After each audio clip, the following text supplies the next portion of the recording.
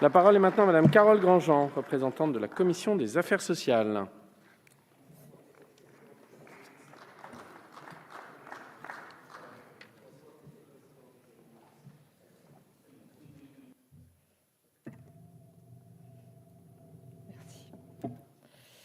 Monsieur le Président, Monsieur le Ministre, Mesdames et Messieurs les présidentes de commission, chers collègues, nous avons utilisé toute la force des 27 pour donner à tous les 27 une chance pour l'avenir.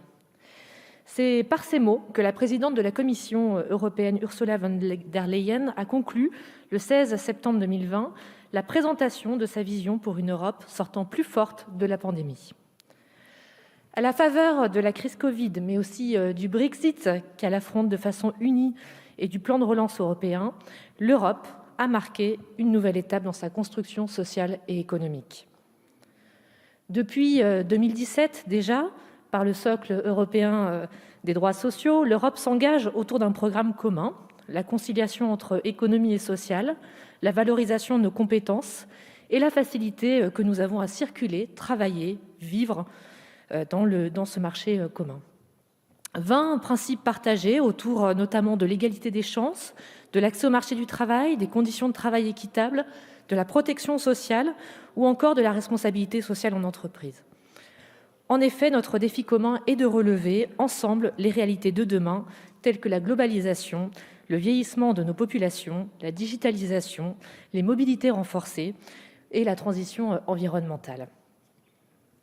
De ce tremblement européen qu'est le Brexit, il nous appartient d'en analyser les causes, les impacts et les enjeux pour l'Europe et nos concitoyens. Alors que le Royaume-Uni appliquait les règles de coordination des systèmes de sécurité sociale dans ses relations avec la France comme avec les autres pays de l'Union européenne, de nouvelles dispositions doivent être prises. Quels impacts sur les pensions de retraite, sur la maladie, sur le décès, sur les accidents de travail, sur les maladies professionnelles? Quelle couverture de santé pour les Britanniques résidant en Union européenne ou inversement? Quelle protection sociale pour les travailleurs détachés au Royaume-Uni? Le 24 décembre 2020, l'Union européenne et le Royaume-Uni sont enfin parvenus à un accord sur le commerce et la coopération plus globale. En attendant sa ratification par le Parlement européen dans le courant de l'année 2021, il est entré en vigueur. En matière de coordination sécurité sociale, l'accord vise à garantir un certain nombre de droits aux citoyens de l'Union européenne et aux ressortissants britanniques.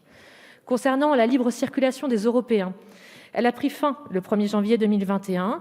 La carte européenne d'assurance maladie n'est plus valable et les permis de conduire nationaux ne sont plus reconnus. Les Européens souhaitant travailler au Royaume-Uni doivent obtenir un visa de travail grâce à une offre d'emploi avec un salaire minimum équivalent à 30 000 €.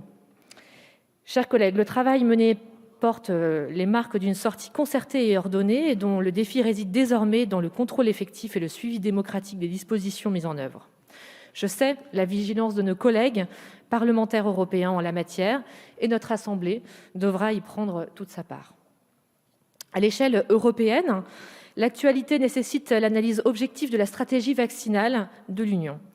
Pointé du doigt par de nombreux commentateurs pressés de trouver des responsables ici ou ailleurs de ce qu'ils considèrent à tort comme un échec, je le dis sans détour, c'est mal connaître le sujet.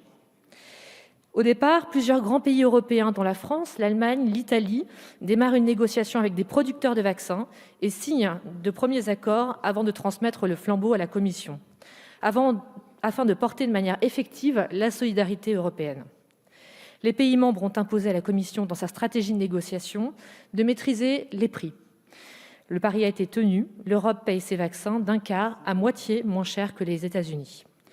Les pays européens ont également imposé de tenir les industriels responsables en cas de problème lié aux vaccins, alors qu'ailleurs, d'autres pays semblent avoir accepté de garantir les fabricants contre tout risque de défaut de leurs produits. Certains ont décidé de céder les données de santé de leur population. Tel n'a pas été le choix de l'Union européenne et je m'en félicite. Elle ne fait pas les titres des journaux et pourtant elle fait l'honneur de la France et de l'Europe et de nos partenaires allemands en particulier. L'Europe participe à l'effort international de couverture vaccinale car son industrie exporte une partie de sa production. Par cet acte fort, elle dit non au nationalisme vaccinal. Dans sa stratégie vaccinale européenne, il y a sûrement une amplification industrielle à porter et elle est enclenchée. Mais il a d'abord eu une réponse solidaire qu'il convient de souligner et de saluer. La solidarité internationale, c'est aussi l'Europe qui la porte.